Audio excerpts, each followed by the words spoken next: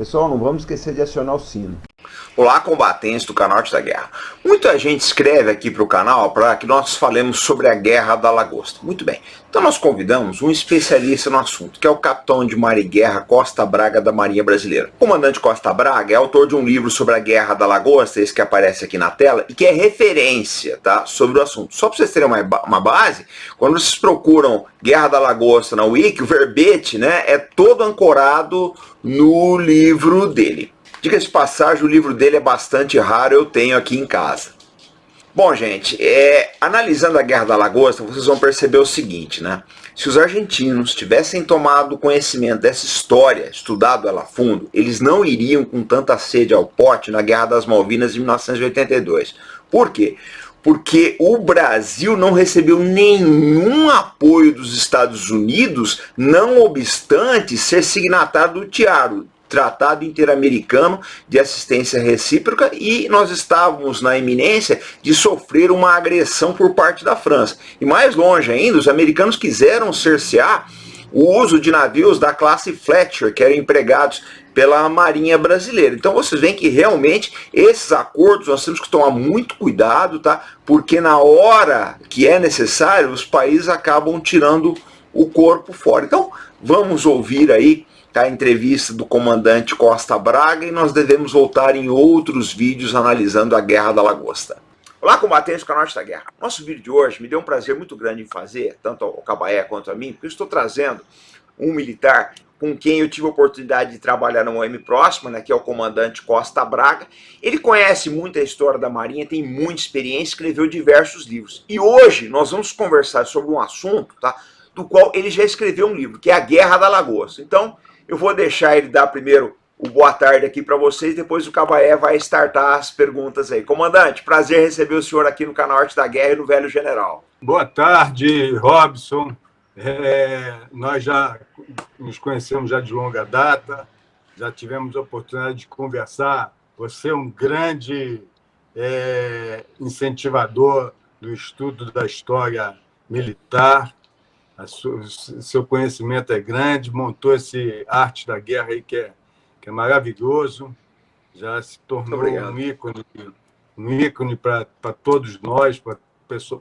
Eu sempre vejo, tenho visto já há muito tempo esse teu programa aí, Arte da Guerra, e é um prazer estar aqui hoje para falar sobre a Guerra da Lagosta, uma crise que, além de muitos ensinamentos que trouxe não só para a Marinha, mas também para o Brasil, ele é recheado de fatos pitorescos também, muito interessantes. Que no desenrolar aqui da apresentação, eu vou ter oportunidade de falar. Mas ele trouxe grandes ensinamentos, ajudou muito, não só o Brasil, como a Marinha também, a se reposicionar em seus planejamentos estratégicos. E foi um fato triste, porque foi uma crise, iniciou como uma crise diplomática entre o Brasil e a França, dois países tradicionalmente amigos, tá? Sempre foram amigos. Na época da Guerra Fria, estavam sempre do mesmo lado, e, no entanto, não impediu que dois países amigos, tá, de relacionamento milenar, tivessem um desfecho como que saísse do ambiente diplomático e entrasse no ambiente de confronto militar, tá? Em especial o confronto naval.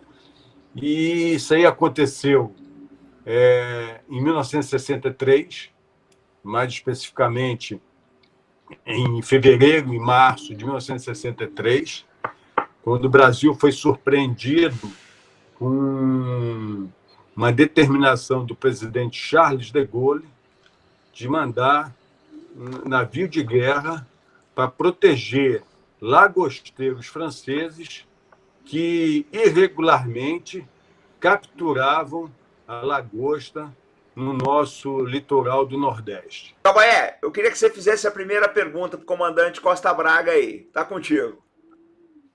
Perfeito.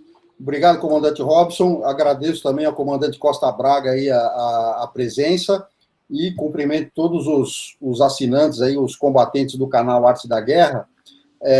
Comandante Costa Braga, o que o senhor pode conversar com a gente, comentar com a gente sobre a Guerra da Lagosta?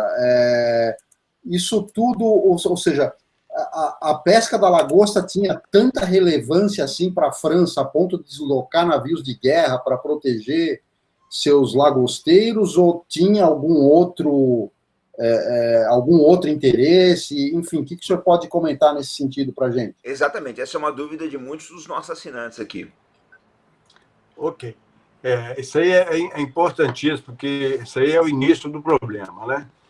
Por que os lagosteiros franceses, eu não falo nem pesca, porque a lagosta é capturada, porque ela não é peixe.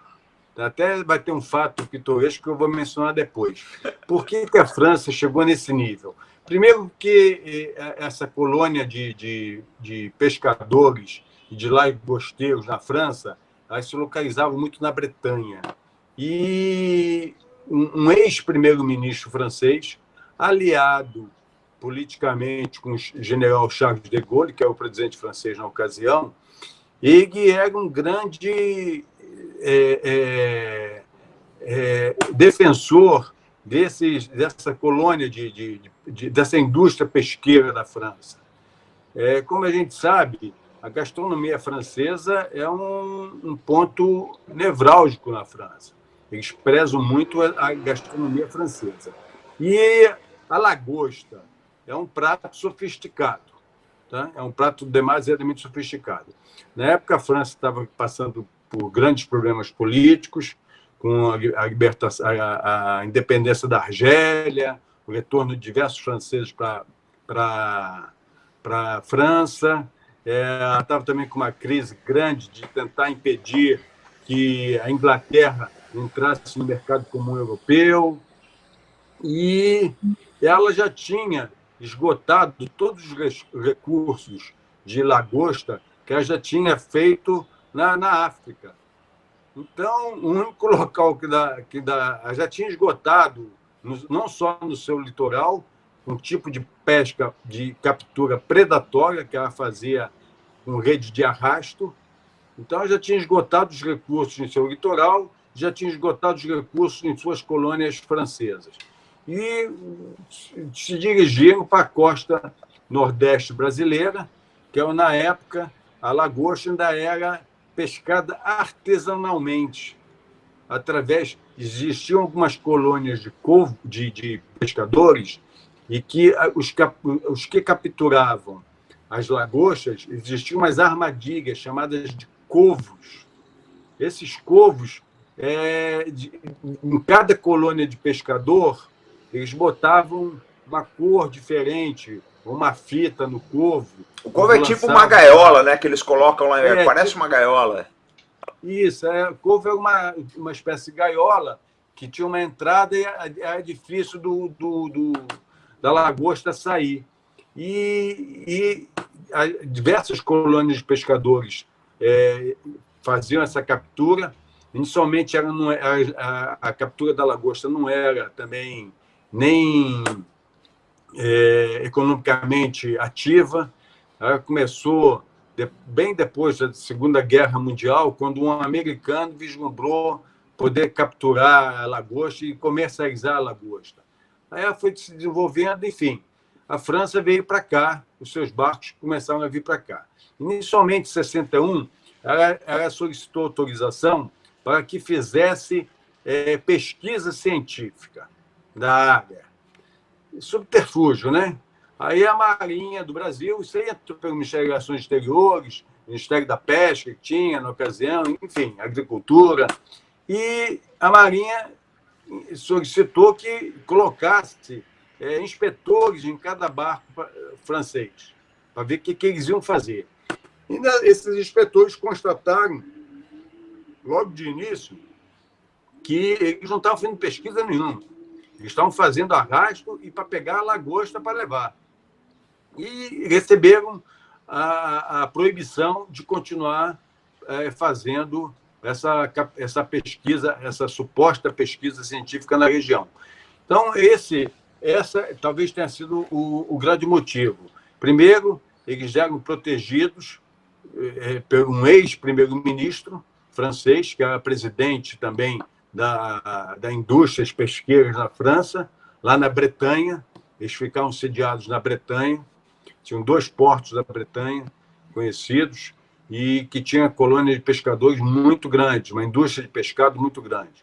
E já tinha esgotado lá na França, na França, já tinha esgotado na Ásia, na África, e estavam vindo agora para o Brasil. Então, eles tinham a proteção desse primeiro-ministro e pelo fato também já ter esgotado a captura nesses outros 2 locais que eu mencionei, vieram aqui para o Brasil e acharam que podiam capturar a lagosta da mesma forma que fizeram nos outros países. Esse foi talvez o grande motivo, incentivado pela gastronomia francesa. Robert, quer fazer a segunda ou quer que eu faça o quê? Pode seguir. Olha, é o seguinte, o que eu anotei aqui no meu roteiro, né? Alguns dizem que a França acreditava que o Brasil estivesse amparado pelos Estados Unidos devido ao TIAR, o Tratado Interamericano de Assistência Recíproca.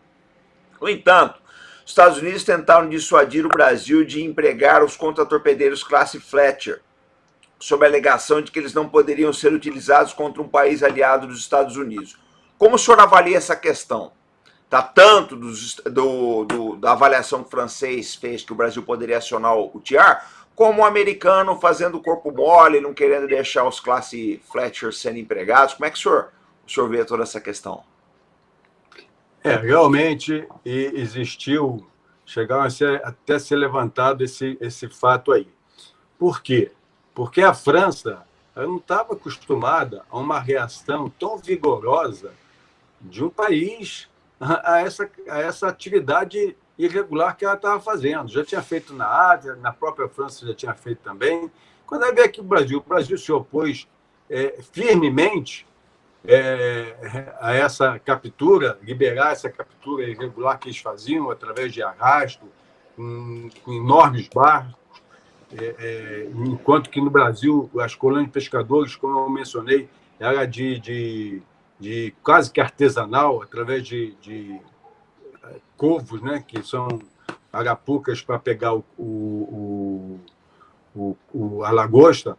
O que aconteceu? Por essa reação tão forte do Brasil, eles começaram até a achar que o Brasil estava sendo apoiado pelos Estados Unidos, em decorrência do Tratado Interamericano de Assistência Recíproca.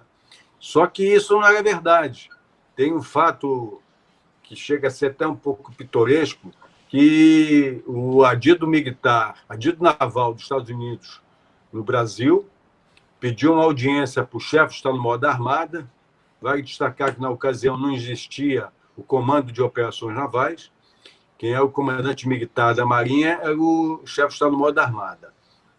Pediu uma audiência para ele de madrugada, e nessa audiência de madrugada, o adido transmitiu uma ordem da Secretaria de Defesa dos Estados Unidos, do Congresso americano, uma ordem do Congresso, uma orientação que ele tinha recebido do Congresso americano, para que os navios brasileiros que haviam suspendido, os navios já tinham suspendido para a área do conflito lá, que era o Nordeste brasileiro. Eles ficaram sediados em Recife, alguns navios ficaram em Natal, outros navios ficaram em Salvador.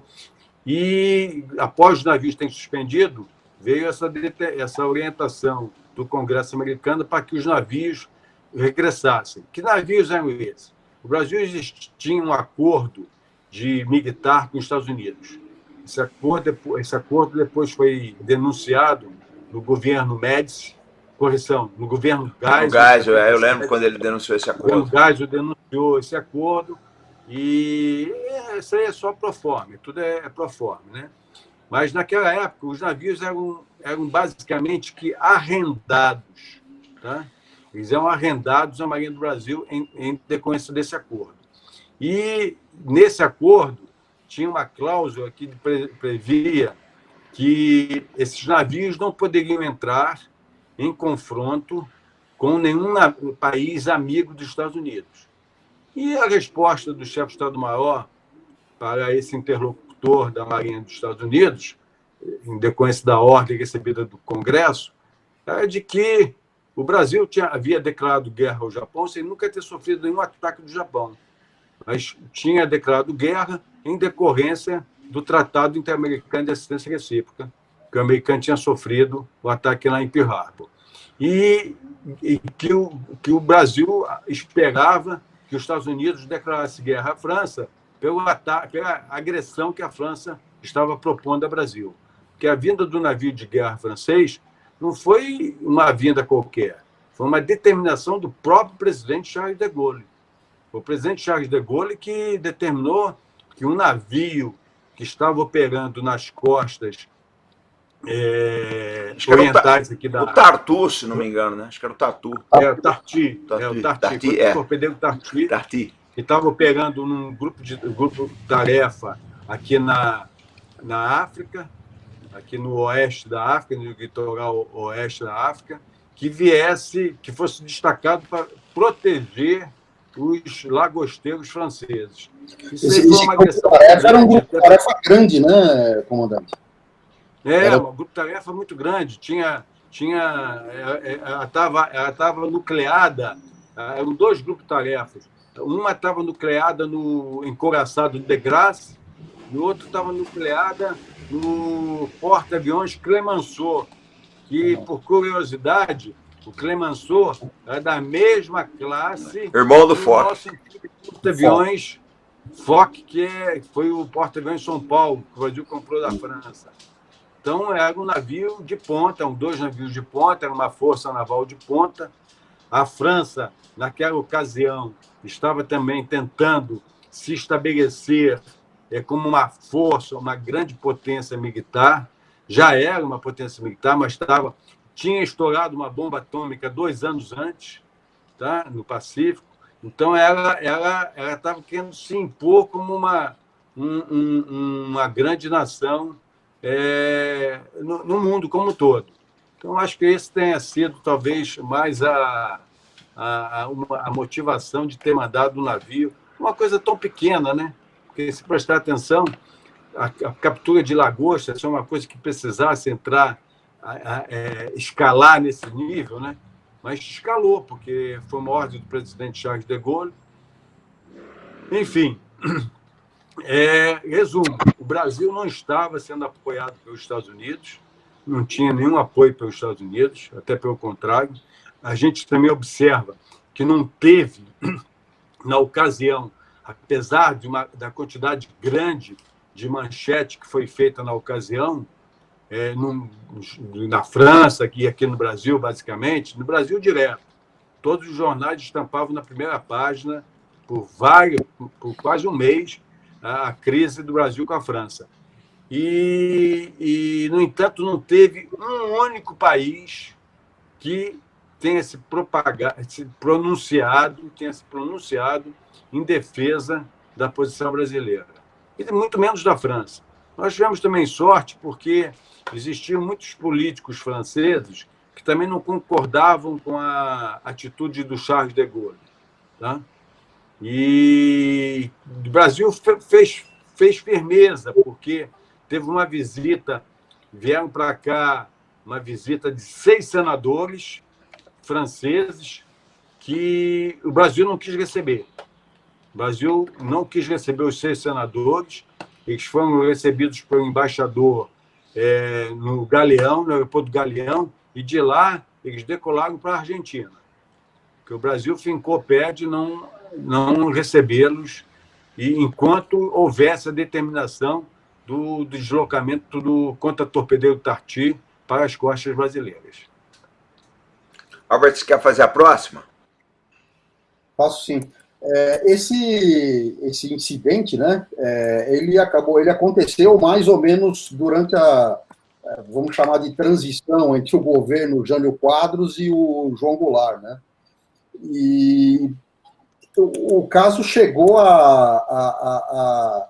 ele levou à preparação de um plano para invasão e anexação da Guiana Francesa, né? O Jânio Quadros chegou a passar essa missão para o governador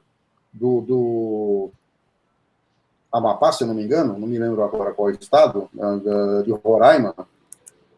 Mas, enfim, ele chegou a ter uma preparação para uma operação de invadir a Guiana Francesa e parece que chegou até a entrar em fase de treinamento, chegaram a entrar em fase, o Exército chegou a entrar em fase de treinamento como preparação para essa operação.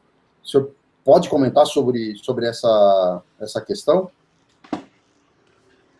Eu não cheguei a pesquisar esse assunto, não. Dessa forma, daí eu não cheguei a levantar nenhum dado nesse sentido. O que aconteceu na Guerra da Lagosta, em termos de, não vou nem chamar de mobilização, porque mobilização é um termo muito amplo e muito grande. Vou definir como ativação. De uma maneira geral, o Ministério da Marinha, na ocasião, o Ministério da Marinha, o Ministério da Aeronáutica deslocou o seu ministério para Recife. A Marinha não chegou a deslocar o ministério, mas a Marinha deslocou toda a sua força naval para a região, tá? De Fortaleza, Natal, Recife, Salvador. Todos os meios navais disponíveis foram deslocados para lá. Diversos cursos de aperfeiçoamento e cursos tanto no nível de oficiais como de praças foram encerrados, foram interrompidos, para que os navios pudessem ter sua guarnição completada. Houve uma movimentação logística muito intensa, férias, quem estava tirando férias retornou, e toda a movimentação, todos os navios, a parte de munição, a parte de reparo, a parte de manutenção, toda foi acelerada. Os navios se deslocaram para lá, até com técnicos refazendo a manutenção de diversos itens dentro dos navios. Enfim, houve uma ativação muito grande na área militar nossa, tanto da Marinha como da Aeronáutica. A Aeronáutica deslocou diversos esquadrões de Salvador até aqui do Rio. O grupo de aviação embarcada foi todo ele deslocado lá para Natal. Vai destacar que, na época, o 3º Distrito Naval não ficava em Natal, ficava em Recife. O Exército, quem comandava o 4º Exército na ocasião era o general Castelo Branco. Isso foi em 63. Só mencionar que em 64 nós tivemos a Contra-Revolução no Brasil. Em 63, quem comandava o Exército no Nordeste é o general Castelo Branco, que chegou a requisitar navio da Fronap para embarcar tropa do Exército para ocupar a ilha de Fernando de Noronha. Isso foram as ativações que dentro do ambiente Guerra da Lagosta, eu pude pesquisar. Comandante, toda essa mobilização que houve na Guerra da Lagosta talvez tenha sido um dos maiores esforços logísticos durante a Guerra do Paraguai, a Segunda Guerra Mundial, que já aconteceu no Brasil, né? Foi muito grave isso, né? Eu vou até ler aqui, no meu livro aqui, faço uma menção exatamente desse assunto aí. Eu menciono o seguinte: depois da Guerra do Paraguai, tá? Depois eu vou até ler para não me... Pode ler, por favor. De ler como eu escrevi aqui. Mas depois da Guerra do Paraguai, tá? Depois da Guerra do Paraguai, a única ativação, tá? A única ativação do poder naval brasileiro, tá? Para defesa do território nacional, da defesa da pátria, tá? Eu vou ler aqui, a única ativação ostensiva do poder naval ocorrida no país com o propósito de defesa da sua soberania, realizada sem ajuda ou apoio de outro Estado, foi a Guerra da Lagosta. É, as Então, pessoas... ela teve um significado muito grande, não só para o país, como também para a Marinha do Brasil, que se viu, de repente, envolvida nessa crise aí sem precedentes e intempestiva, né? Porque você nunca iria imaginar que iria sair da área diplomática e ia partir para uma evolução para a área militar, né? A gente sabe que a guerra nada mais é do que uma continuação da diplomacia, né? É a diplomacia por outros meios, né? A É, gente as costuma pessoas... ter uma definição bem clara disso aí. E é isso aí, pô. Agora, o que eu gostaria... Vou esperar a próxima pergunta, mas tem um detalhe que eu gostaria de mencionar, quais eram os argumentos franceses, quais eram os argumentos do Isso é Brasil. bacana. Isso é bom. O senhor pode entrar nesse assunto, eu acho que seria interessante. Posso entrar? Pois é. O que acontecia? O que a França argumentava e o que o Brasil argumentava? A França argumentava que os barcos dela podiam pescar em qualquer região. Existia, na ocasião, a Convenção das Nações Unidas para o Direito do Mar, que foi de 58. Essa convenção nem o Brasil nem a França assinaram. Tá? Outro histórico, o Brasil tinha um tratado assinado com a França em 1909, chamado Tratado de Petrópolis, onde que era definido que qualquer contenda entre o Brasil e a França, que não fosse resolvida por meios diplomáticos, seria resolvido por arbitragem. Esses são dois históricos. Desde que não interferisse com terceiros. Tá? Bem, e que a França também argumentava que podia pescar em qualquer área, desde que não fosse no mar territorial brasileiro. O mar territorial brasileiro, na ocasião, era de 3 milhas náuticas. Tá? Porém, era consenso mundial do mar territorial de 12 milhas, sem problema nenhum. A França estava pescando na ordem de 40 milhas, fora do mar territorial de 3 milhas, fora do mar territorial de 12 milhas, porém, dentro da plataforma continental. E era consenso mundial também que dentro da plataforma continental, inclusive, apesar do Brasil não ter assinado, mas era consenso mundial de que os recursos naturais ou minerais nessa plataforma continental pertenciam ao país costeiro. Tá? Então, a França argumentava que ela podia pescar porque estava fora do mar territorial, estava dentro da plataforma continental, mas aquilo dali era um peixe, e por ser peixe, ela podia pescar. Aí o Brasil argumentava diferente. O que o Brasil argumentava? Que estava fora do mar territorial, mas na plataforma continental. E que a lagosta era um recurso natural da plataforma continental. A lagosta não é um peixe, a lagosta é um crustáceo. Exatamente. E para a lagosta se deslocar, ela não nada. A lagosta, para se deslocar, ela anda por saltos. Por saltos. E a França vinha argumentando que era peixe, que ela podia pescar porque era peixe.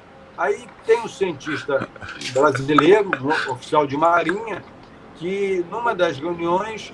O almirante Paulo Moreira.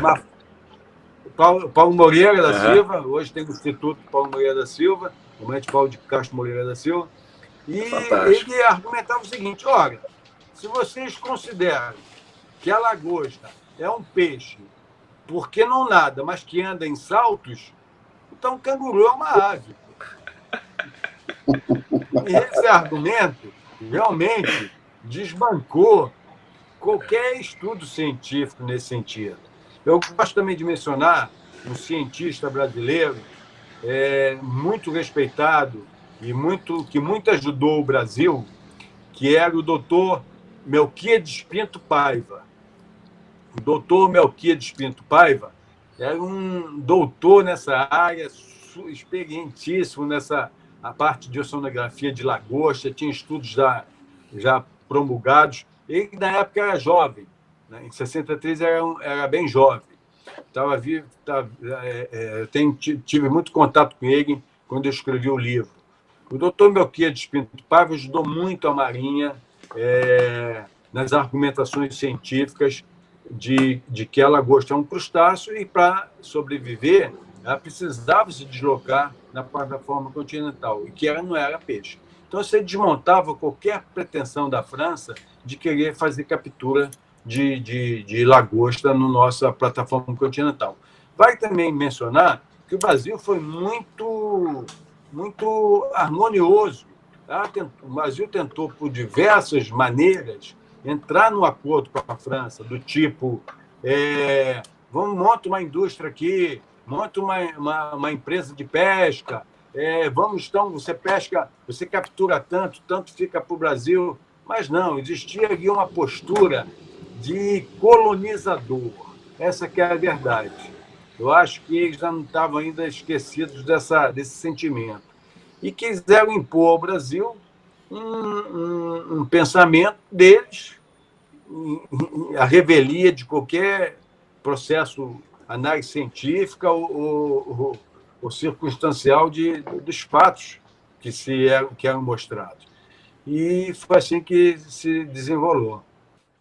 Bom, gente, então essa foi a primeira parte da entrevista do comandante Costa Braga. Eu vou deixar a capa do livro dele aqui. Não tem na Amazon até onde eu procurei. Vocês só vão achar esse livro, é raro, só vão achar na Amazon. O livro é excelente, eu tenho, tá? Então, eu quero... Oi? Fala, Cabaré. Na estante virtual. Na estante virtual. Eu vou pôr o link aqui pro pessoal. Eu ponho o link aqui. Eu vou deixar a capa e eu ponho o link aqui também, tá? Então, Cabaré, eu vou passar aqui pro comandante Costa Braga, depois a gente volta para você, para todo mundo fazer a despedida. Comandante, quero agradecer a sua participação aqui na nossa primeira parte. Nós vamos fazer já a segunda parte, só contando os aspectos, alguns outros aspectos militares da Guerra da Lagosta. Ok, obrigado, Robson. Primeiro, eu gostaria de agradecer a você pelo convite, você e o Albert Cabalé, aí por e parabenizá-los aí por essa iniciativa, que realmente tem sido maravilhosa em termos de cultura para todo o Brasil, para todos até os universitários aí. E para a segunda parte vai ter um detalhe interessante, que é aquele de que o Charles de Gaulle falou que o Brasil não é um país sério. Isso aí vai ser interessante. Fica para a segunda parte aí. Tá ok. Obrigado para vocês. Alberto, está contigo, Albert. Eu quero mais uma vez agradecer aí ao comandante Costa Braga. Foi uma entrevista muito interessante. Tenho certeza que a segunda parte vai ser também muito interessante. Esses detalhes pitorescos aí realmente são um aspecto bastante curioso, né, dessa história toda. Bom, mais uma vez agradeço aí aos combatentes do canal Arte da Guerra, e agradeço ao comandante Robson aí pelo convite de participar também, de continuar seguindo aqui com o canal, e é isso. Então, pessoal, a gente está voltando, tá, na semana que vem, sempre com responsabilidade, compromisso. Fé no Brasil, pessoal. Muito obrigado.